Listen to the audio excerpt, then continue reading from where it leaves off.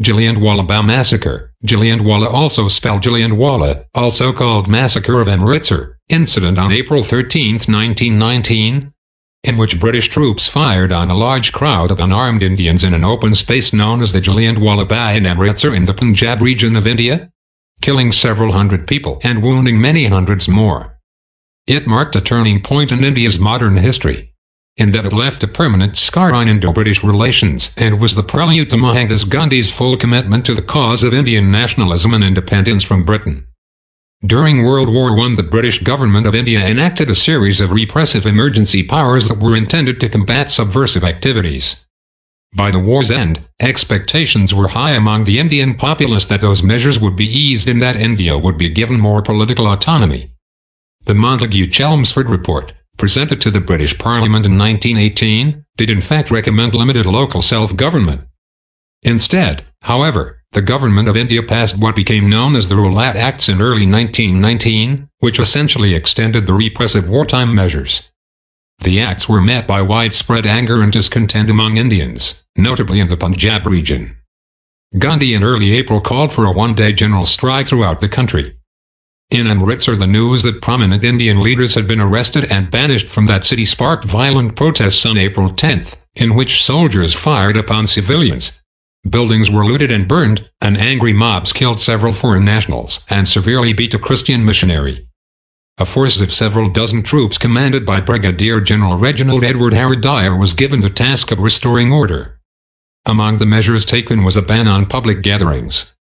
On the afternoon of April 13th, a crowd of at least 10,000 men, women, and children gathered in the Jallianwala Bagh, which was nearly completely enclosed by walls and had only one exit. It is not clear how many people there were protesters who were defying the ban on public meetings, and how many had come to the city from the surrounding region to celebrate Baisakhi, a spring festival. Dyer and his soldiers arrived and sealed off the exit. Without warning, the troops opened fire on the crowd, reportedly shooting hundreds of rounds until they ran out of ammunition. It is not certain how many died in the bloodbath, but, according to one official report, an estimated 379 people were killed, and about 1,200 more were wounded. After they ceased firing, the troops immediately withdrew from the place, leaving behind the dead and wounded. The shooting was followed by the proclamation of martial law in the Punjab that included public floggings and other humiliations. Indian outrage grew as news of the shooting and subsequent British action spread throughout the subcontinent. The Bengali poet and Nobel laureate Rabindranath Tagore announced the knighthood that he had received in 1915. Gandhi was initially hesitant to act, but he soon began organizing his first large-scale and sustained non-violent protest campaign, the Non-Cooperation Movement, which thrust him to prominence in the Indian nationalist struggle.